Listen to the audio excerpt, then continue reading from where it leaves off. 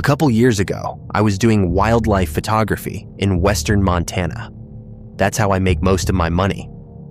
I go out to remote places, spend hours alone, and hope I come back with a few shots worth selling. People think it sounds peaceful. Most of the time, it's just cold, slow, and lonely. I used to like that. The fewer people around me, the better. No talking, no noise. No one stomping through the brush and scaring everything off before I even get my camera set up. This happened in late October, right before the first real snow started sticking. Another photographer told me a bull moose had been seen near an old logging road not far from the Idaho border. He said the area was isolated, but reachable if you didn't mind hiking in before sunrise. So that's what I did. I parked near a washed-out section of road while it was still dark, grabbed my camera pack, tripod, food, extra batteries, and started hiking in with my headlamp on low. The first few hours were normal. I found tracks here and there, some broken brush, fresh scat, enough signs to keep me moving deeper. By early afternoon, I still hadn't seen the moose, but I wasn't ready to call it a wasted trip yet. Then the woods changed. I know that sounds vague, but I don't know how else to explain it. Nothing looked different. Same pines, same wet ground, same dead leaves and fallen branches. But everything felt wrong. It got too quiet. Not peaceful quiet, not normal forest quiet. The kind of quiet that makes you stop walking without even realizing you've stopped. No birds, no wind, no insects, nothing moving. Just this dead stillness. Like the whole area had already noticed something I hadn't. I stood there listening for maybe 10 seconds. Long enough that I should have turned around. Instead, I kept going. A little farther in, I found a narrow trail cutting off from the old road. It looked like a game trail at first, maybe something elk or moose had been using. But there was something else in the mud too. Hoof prints, sure. But between them, the ground had been pressed down in long, straight sections. Like something heavy had been dragged through there. More than once. I followed it anyway. I hadn't been on that trail long when I heard someone say my name. Just my first name. Calm, clear, not shouted. It came from somewhere off to my right, maybe 30 yards into the trees. I stopped immediately. At first, I assumed there had to be another person out there. A hunter, another photographer. Maybe somebody local who knew me from outdoor pages online. My work gets shared around sometimes. It wasn't impossible. So I called out, "Hello?" No answer. I waited. Nothing. After a minute, I told myself I'd heard it wrong. A bird, branches rubbing together, my brain filling in sound after being alone too long. That happens more than people think. So I kept walking.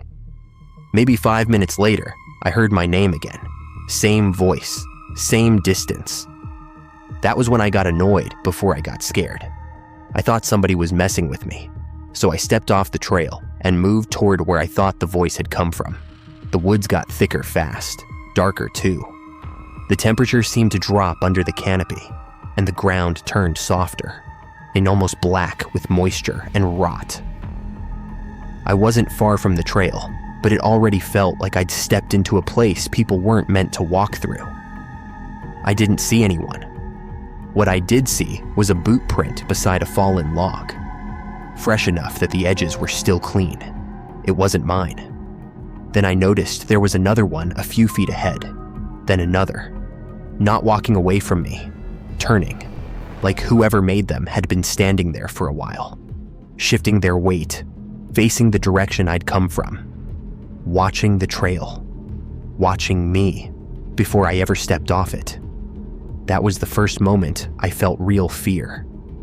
Because if someone was out there, they had been close for longer than I realized, and I should have heard them. In woods like that, you hear people.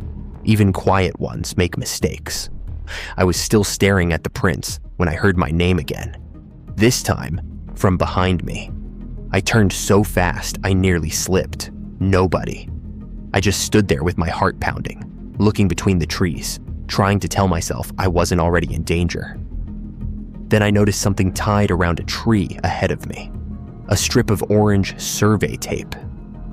It stood out immediately because I hadn't seen any tape anywhere on the way in, and I would have noticed. It looked faded, old, hanging around chest height. I walked toward it because I needed something solid to focus on, something I could explain. There was writing on it in black marker. One word: turn. I stared at it for maybe a second.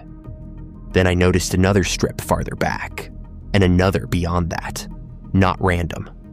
Placed, like someone had marked a line through the trees. Not to guide people in, to guide them out. That should have been enough for me to leave. It still wasn't. I backed away from the tape and started heading for the trail, moving faster now. That was when I heard a branch break somewhere to my left. A heavy one, close. I froze. Then the voice said my name again. Only this time, it sounded different.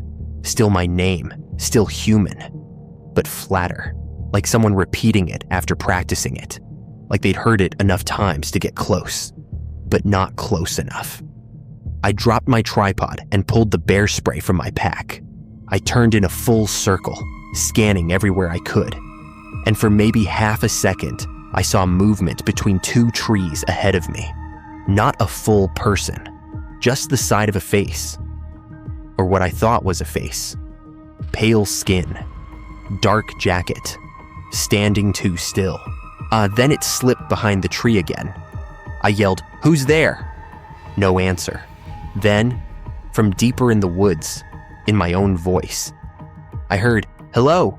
I didn't move. I couldn't, because that was my voice. Not similar, not close. Mine. The exact same way I'd called out earlier. Same tone, same volume, same nervous pause at the end. I don't remember deciding to run. I just did. I turned and started forcing my way back toward the trail, so hard I was half falling through the brush. Branches hit my face. My camera bag slammed against my side, and the whole time, I could hear something moving with me, not crashing through the woods, keeping pace. Sometimes a few steps behind me, sometimes off to the side, and once, for a few seconds, ahead of me. That was the part that got in my head the worst. It didn't feel like I was being chased. It felt like I was being moved, like something out there already knew where I was supposed to go. At one point, I reached the trail again and nearly slipped in the mud. When I caught myself, I looked down and saw a fresh print over one of my older boot marks. Same tread pattern as mine, same size. I know how insane that sounds. I stared at it for a second, then forced myself to keep moving, because the only other option was to stay there and think about it. As I got closer to the logging road, I started hearing things I couldn't explain away. Not full voices, pieces of sound, my cough. The metal click of my tripod leg locking into place. The short whistle I do without thinking when I'm trying to scare off bears around blind corners. Sounds from me, from that day. I'd repeated back from somewhere in the trees. That was when the fear changed. Up to that point, I thought someone was stalking me. Now I had this sick feeling that whoever was out there hadn't just seen me. They had been studying me. The old logging road finally came into view, and I thought I'd feel relief. I didn't. I just felt exposed. The light was already fading by then, and my truck was still a long way off. For that whole run back, I had this horrible certainty that if I looked behind me, I'd see someone walking the road the same way I did. Same pace, same posture, maybe carrying the tripod I'd dropped, so I didn't look. I just kept moving. When I finally got to my truck, I threw my gear into the bed, climbed inside, and locked the doors. I sat there trying to breathe. That was when I noticed something tucked under the windshield wiper. At first I thought it was a leaf. It was another strip of orange tape. My hands were shaking so badly, I almost tore it, pulling it free. Same black marker. 3 words. I said, alone. I dropped it, started the truck, and got out of there so fast I nearly slid into the ditch on the way back to the highway. I stopped in town and reported it to a ranger station. The guy behind the desk listened politely, but I could tell he didn't know what to do with any of it. There were no recent reports of squatters in the area, no known camps, no missing people, no complaints from hunters. He asked if maybe somebody had been pranking me. That was the explanation I tried to settle on too. For the next week, I kept telling myself it had to be a hunter, or a local, or somebody who knew who I was online, somebody unstable, somebody patient enough to set things up. I could almost make myself believe that. Then I got home and checked the photos. Most of the shots from that day were useless. Trees, brush, bad light, nothing worth keeping. But in one short burst of photos I'd taken earlier near the trail, there was something in the background I hadn't noticed at first. A man standing between the trees, too far away for details, but close enough that the camera caught his shape. Dark jacket, baseball cap, arms at his sides. In the first frame, he was turned slightly away. In the second, he was facing the camera. In the third, he was gone. What bothered me wasn't just that I hadn't seen him. It was what he was wearing. Same color jacket as mine, same kind of hat. A week later, I went back in daylight with 2 other photographers, partly because I wanted my tripod back, and partly because I needed to prove to myself I hadn't imagined any of it. We found the trail again. We found the area with the boot prints.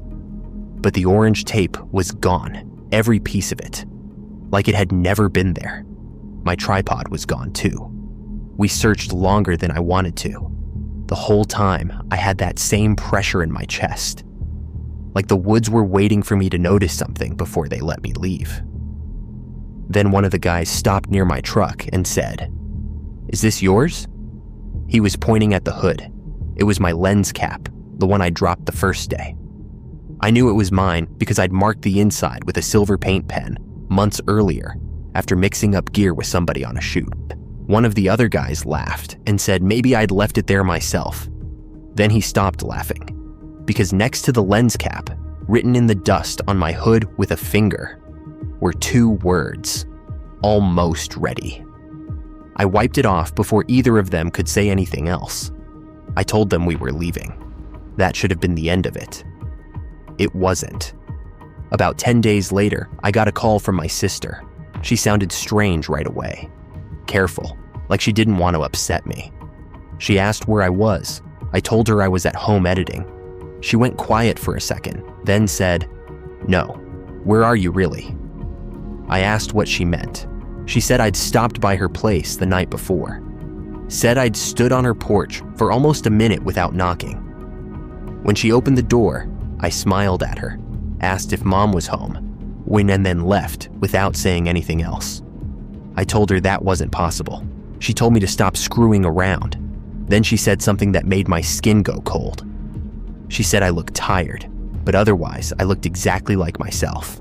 Same jacket, same truck, same voice. After that, I changed my locks. I put cameras outside my house. I stopped posting where I was going before shoots. And for a while, I stopped going out alone. Nothing happened for almost a month. Then one morning, I checked the camera over my driveway. At 3:14 a.m., something had triggered it. There was no one walking up to the house, no one leaving. Just one frame where my truck was parked alone in the driveway, and the next frame where a man was standing beside the driver's door, looking straight into the camera. Same build as me, same jacket, same face shape as far as the night vision could make out. And in the frame after that, he was gone. No blur, no motion, just there, and then not. The police took a report, but nothing ever came from it. What was I supposed to tell them? That someone in the woods heard me, learned me, and followed me home? That someone who might just be a man was trying to step into my life one detail at a time? I still do solo shoots because it's my job, and I can't exactly stop working. But I don't stay out late anymore. I don't answer voices in empty places, and I don't go anywhere remote without changing my route on the drive there. Because I still think about what was written on my truck. Not the first message, the second one. Almost ready. Ready for what? I don't know. But sometimes, when I'm editing late at night, I hear small sounds outside that match me too closely. A cough, a whistle, footsteps crossing gravel at the same pace I use, and once, a few weeks ago, I woke up to someone trying my front door handle very gently, like they already expected it to open. I didn't move. I didn't make a sound. Then I heard my own voice from the other side of the door say, "It's me." A few years back, I was doing deliveries for a small medical supply company in Oregon.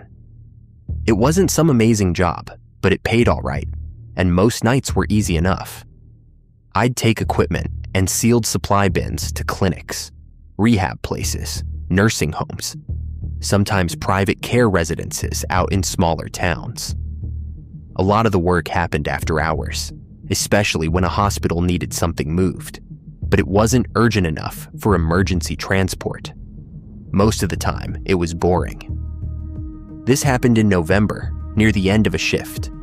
I was already getting ready to head back when dispatch sent me one last stop. They said there'd been some kind of mix-up with a package that was supposed to go to a hospice residence outside a town I'd never heard of. My dispatcher apologized and said it should only take another hour, maybe less. I remember almost saying no. I should have. The drive started out normal enough, but once I got off the main road, it got bad fast. It was dark, it was raining, and the farther out I went, the less it looked like the kind of place you'd expect any care facility to be. 2-lane road, woods on both sides, barely any houses. Then eventually, a much narrower road with no streetlights at all. The rain was coming down hard enough by then that I had to lean forward just to see through the windshield. What made it worse was the GPS. It kept rerouting me, even though there really weren't any turns. Just one long stretch of road through the trees. It would correct itself, then recalculate again a minute later. By that point, I was irritated, tired, and just wanted to drop the package and go home. Then it told me I'd arrived. The building in front of me looked nothing like a hospice residence. It looked like an old house, 2 stories, set back from the road. Surrounded by tall pines, leaning over it enough to make the whole place look darker than everything around it. There was one porch light on, and that was about it. Most of the downstairs windows were dark. No sign anywhere. No marked entrance. No staff cars. Nothing. I sat there for a second with the wipers going, just staring at it. Then I checked the delivery slip again. Same address. I tried calling dispatch. No answer. I remember telling myself maybe it was one of those rural care homes operating out of an old private house. I had seen places like that before, just never one that looked this bad. So I grabbed the package and headed to the porch. Before I knocked, where I looked down and saw footprints in the mud. Bare footprints, small ones, like a child had walked across the porch in the rain with no shoes on. That stopped me for a second, because it made no sense. As far as I knew, there weren't supposed to be kids at a hospice residence. I should have left then too. Instead, I knocked. Nothing. I knocked again, louder this time. A few seconds later, I heard movement inside. It was slow, kind of dragging, not quick footsteps coming to the door, more like someone moving carefully, or reluctantly. Then the door opened halfway. There was an older woman standing there in a pale yellow cardigan, thin gray hair, tired face, no expression at all. She looked at me for maybe 2 full seconds before she looked at the package in my hands, not confused, not surprised, more like annoyed I wasn't who she expected. I said I had a delivery for the residents. She glanced at the label, then looked back at me and said, "You're early." I still remember the way she said it. Calm, certain. Like there was already some plan in motion and I'd shown up at the wrong part of it. I told her I might have the wrong address.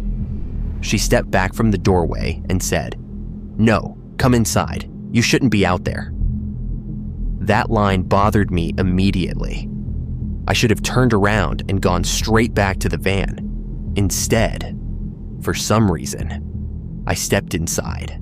The second I did, I wanted back out.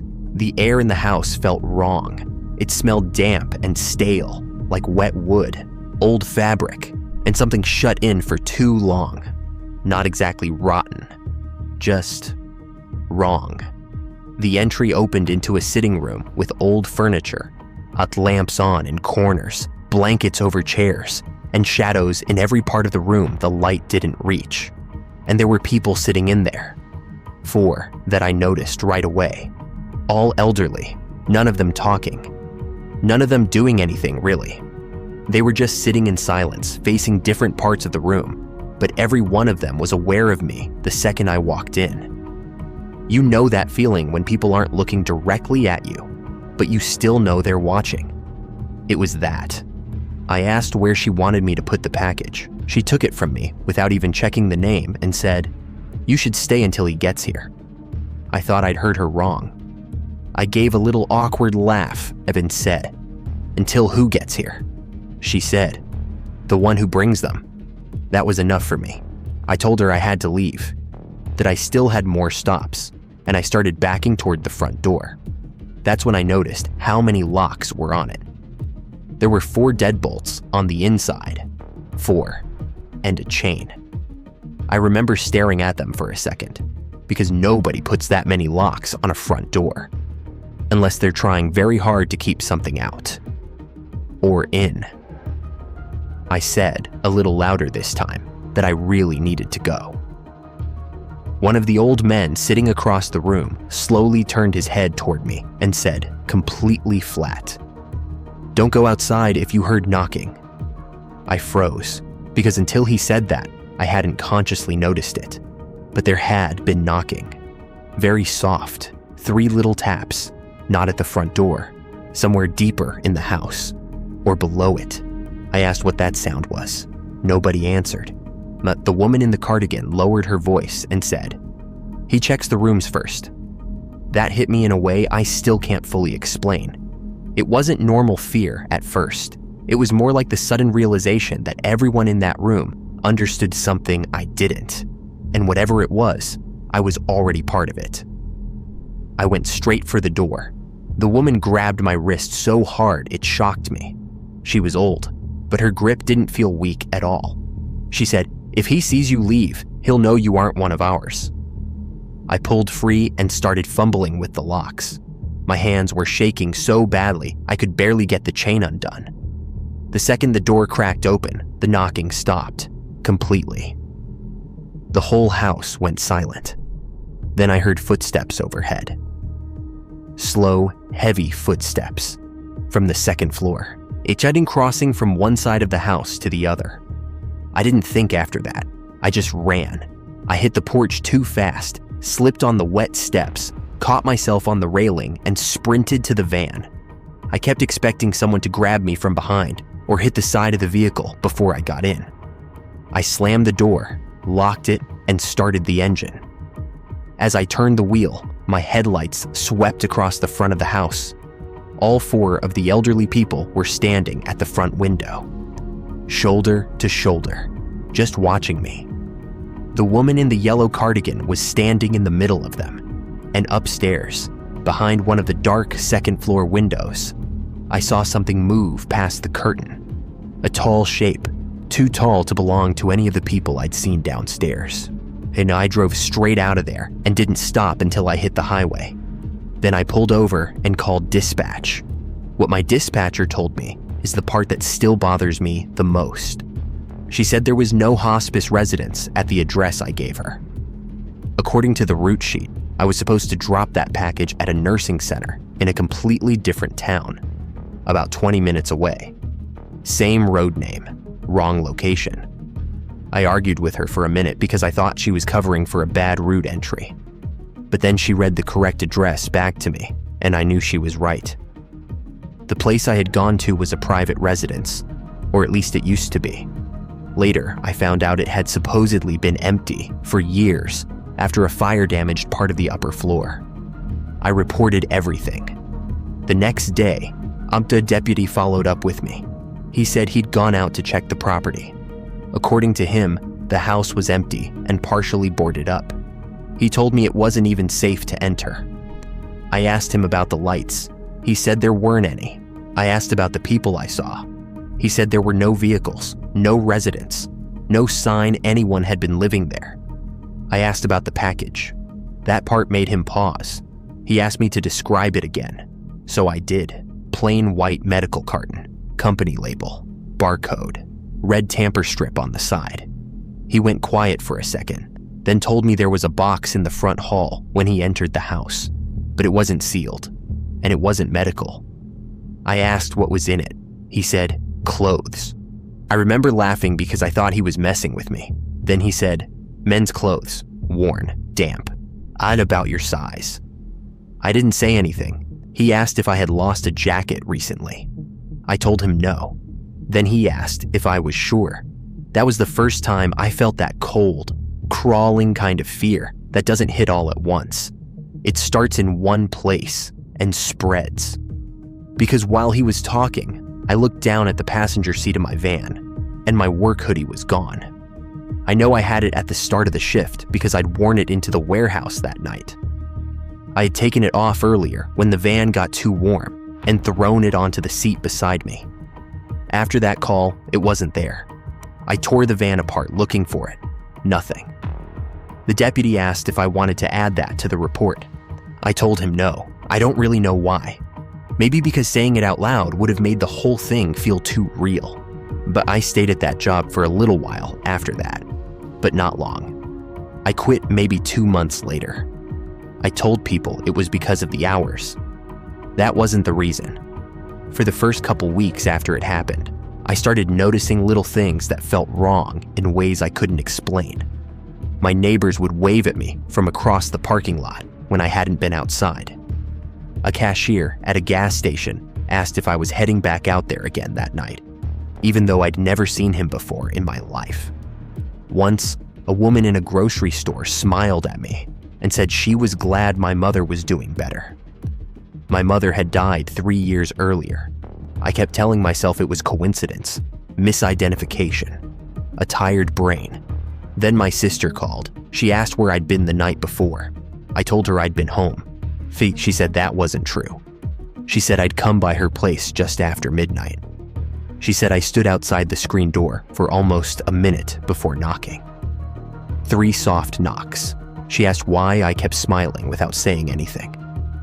Then she said something that made my stomach drop. She said when I finally spoke, I asked the same question 3 times. Is Mom here? I couldn't answer her. I just sat there holding the phone. Because that was the same thing the old woman at the house had asked one of the people sitting in the living room when I first walked in. I hadn't thought much of it at the time. She had leaned toward one of them and quietly said, "Is your mother here?" The old man had just stared at the wall and whispered, "Not yet." At the time, I thought maybe I'd misheard it. After my sister told me what she heard at the door, I knew I hadn't. That was when I started changing things. I changed my route to work. I stopped staying in one place too long. I put a camera outside my apartment. I stopped wearing my company jacket. I even started shaving differently because I couldn't shake the feeling that somebody, somewhere, had gotten too good a look at me. Nothing happened for almost 3 weeks. Then one morning before work, I checked the camera footage from the night before. At 2:11 a.m., the motion sensor caught someone walking up the stairs to my apartment. He had his hood up, head down, hands in his pockets. He stopped outside my door and just stood there for almost 2 full minutes. Then he leaned toward the peephole, not to look in, to let me see him. Same height as me, same build, like wearing my missing hoodie. Then he stepped back, raised one hand, and gave the door 3 soft knocks. After that, he smiled. Not big, just enough. Then he turned and walked away. The camera angle only caught the side of his face as he passed, but it was enough to make me stop the video, because even from the side, I knew what I was looking at. It looked like me. Not exactly. Not enough that police would care, but enough that anyone who knew me in passing probably wouldn't notice the difference. I took that footage to the police. Nothing came from it. What was I supposed to tell them? That a house I wasn't supposed to find had somehow put the wrong man in front of the wrong door, and now something was correcting that mistake, that whoever was upstairs that night didn't need to kill me, just learn me. And I still think about that house more than I want to. About the people sitting silently in that room, like they were waiting for a delivery that breathed. About the box in the front hall filled with clothes that weren't folded, just dropped there like someone had stepped out of them. And about what the woman said when I tried to leave. If he sees you leave, he'll know you aren't one of ours. I didn't understand that line at the time. I do now. I wasn't supposed to be there that night. Somebody else was.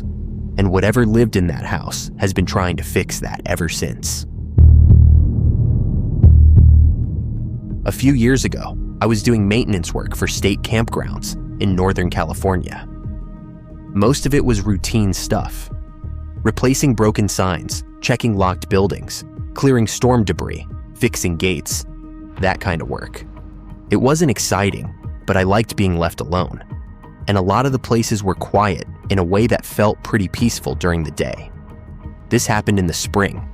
My supervisor asked if I'd be willing to cover a few days at a campground up in the mountains that had been closed for a while.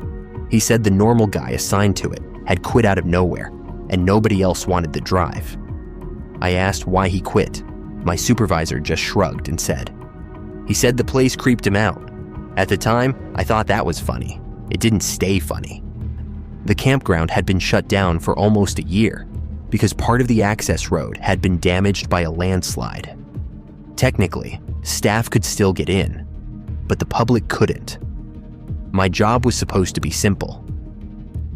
Check for winter storm damage, test the backup generator, inspect a couple storage buildings, make sure no one had broken in during the off-season. 3 days. Easy money. By the time I got up there, unlocked the gate, and made my first pass around the place, it was already getting late. The whole campground had that strange, empty look man-made places get when nobody's used them in a long time. Picnic tables covered in pine needles, fire rings full of old ash and rainwater, faded maps peeling off bulletin boards, restrooms locked up, campsite posts leaning a little. Nothing dramatic. Just abandoned enough to feel wrong once the light started going down. There was a small staff cabin near the entrance where I was supposed to stay. Inside, it was basic. A cot, a desk, a mini fridge, maintenance supplies, spare keys, and a clipboard sitting near the door with a few old notes on it. Next to that, taped to the wall, was a handwritten list. I figured it was from the last guy. It said, "Keep blinds closed after dark. Do not answer voices outside. If you hear tapping at the side window, do not turn on lights. Check site 14 first thing in the morning." I just stood there reading it. No explanation. No joke written under it. No name. At first, I thought it had to be someone trying to scare whoever came next. Some stupid attempt at humor from the guy who quit. I almost called my supervisor, but I didn't want to sound ridiculous over a note on a wall. So I left it there and tried not to think about it. Around 11 that night, I was lying on the cot trying to sleep when I heard tires on gravel. That got my attention immediately. The only road in was blocked by a locked gate about half a mile back, and I was the one who had unlocked it earlier. If someone came in, I should have heard that first. But I hadn't. I just heard a vehicle moving slowly through the campground loop. Not fast, not like someone was lost and turning around.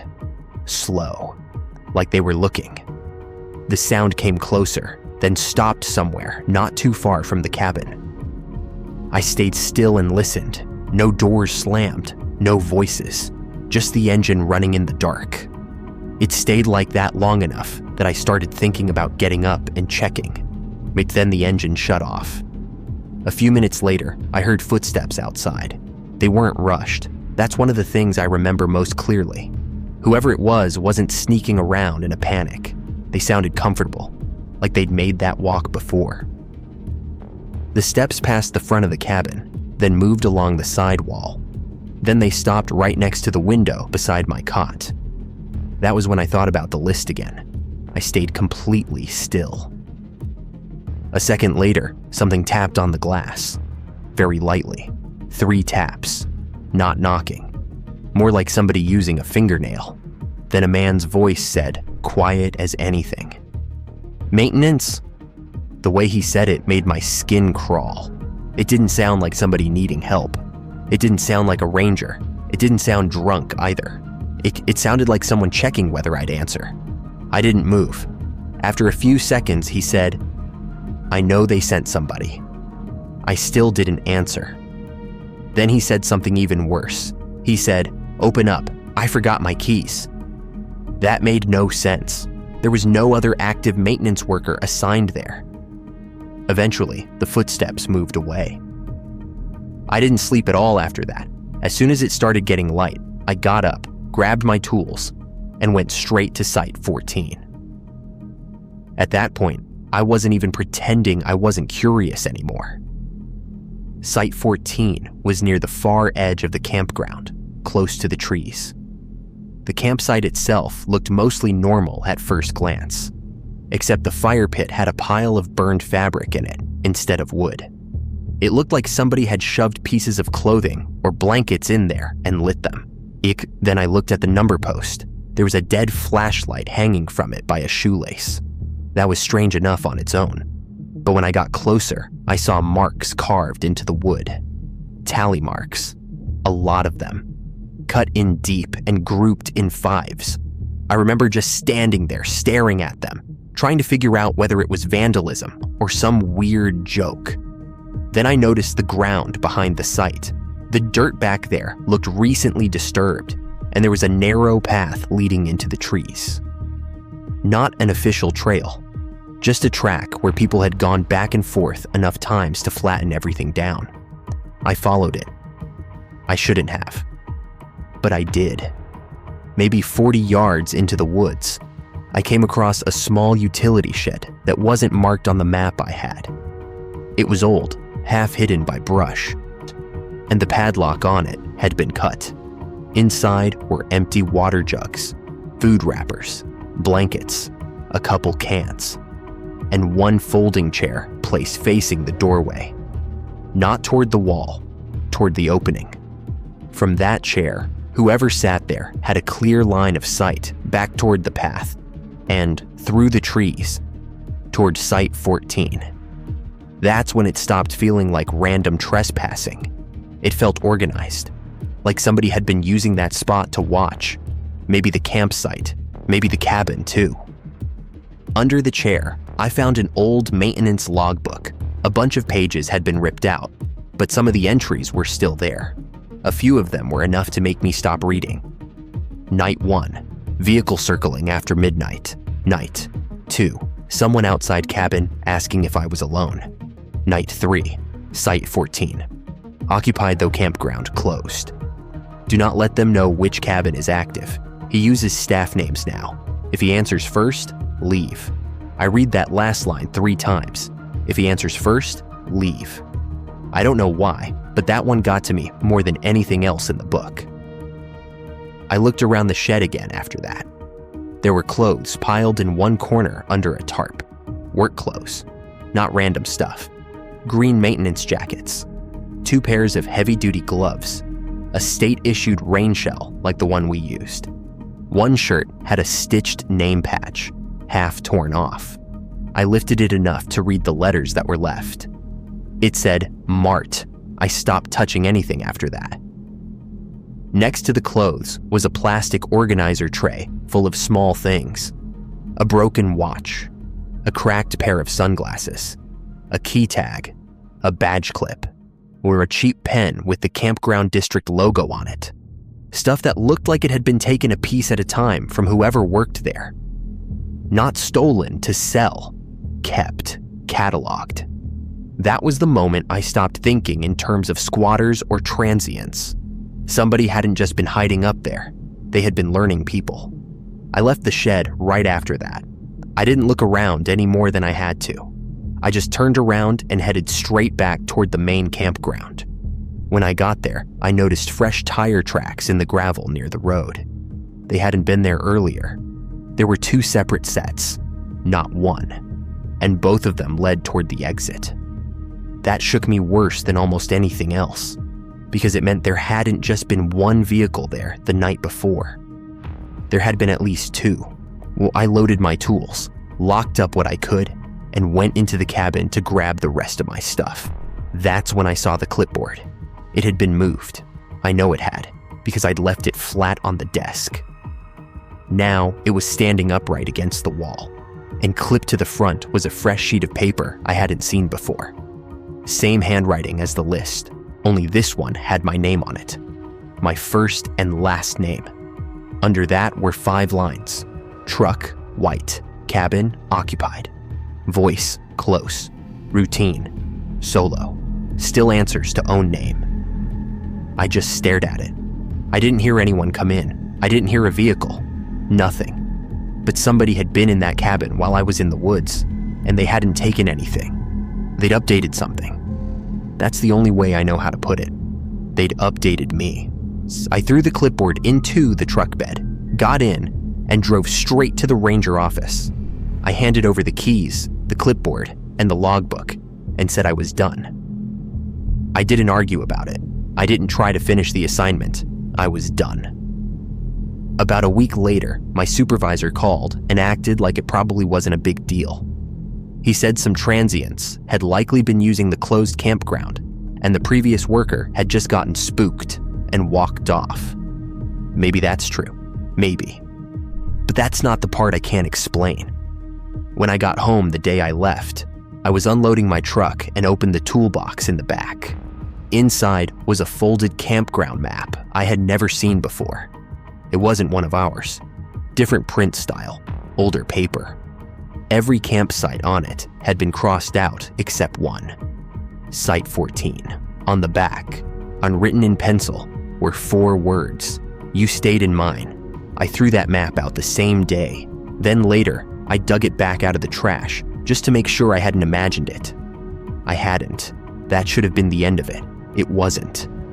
About 2 weeks later, one of the seasonal workers from another site called me. He asked why I'd been up near the old campground the night before. I told him I hadn't been. He laughed and said he knew it was me because I'd waved at him from the truck. Said I looked tired, but otherwise normal. Same truck, same jacket, same face. Then he said something that made my chest go tight. He said I'd asked him if Site 14 was still empty. I told him I had never been there. He went quiet for a second, then asked if I was messing with him. I said no. He said, then who the hell did I talk to? After that, I started noticing little things. A gas station clerk near the mountain road asked if I was heading back up to finish the job. A woman at the supply yard smiled and asked if I'd found my keys yet. I had never told anybody I'd supposedly lost keys. Then my supervisor called one afternoon and said something strange. He said he didn't understand why I'd come by the office that morning if I was just going to leave again without signing the transfer paperwork. I told him I hadn't been to the office in days. He got irritated and said he'd spoken to me in the parking lot for almost a full minute. Said I seemed distracted. Said I kept glancing at his name badge while he talked, like I was trying to remember it. Then he said the thing that made my stomach drop. Although he said I had asked whether the cabin at the closed campground was still assigned to me, not whether it was open. Assigned. That was exactly the kind of wording somebody would use if they were trying to sound like they belonged there, but didn't quite know how we talked. I changed my locks after that. I stopped taking solo assignments for a while. I started parking in different places and checking my mirrors more than I want to admit. Nothing happened for almost a month. Then one night, I got home late, and there was a state maintenance envelope tucked under my apartment door. No stamp, no address. Inside was a photocopy of a personnel form. Mine, name, employee number, work region, emergency contact. At the bottom, in the section where housing assignment would normally go, somebody had typed temporary occupant, a Site 14. There was handwriting under it. Same blocky print from the note in the cabin. Almost ready. I took that to the police too. Nothing came from it. What was I supposed to tell them? That somebody at a closed campground had been collecting workers piece by piece until they could wear one well enough to pass? That whoever had been circling my cabin that first night wasn't trying to scare me off. Just figure out how much of me was left to copy. I never went back to that campground, and as far as I know, it's still closed. Officially, it's because of road damage. Maybe that's all it is. But after that job, I stopped laughing when people said a place gave them a bad feeling. And if nobody wants an assignment now, I don't volunteer for it. I just assume there's a reason. Not because sometimes a place doesn't feel wrong because it's empty. Sometimes it feels wrong because something there has already decided who should belong to it next.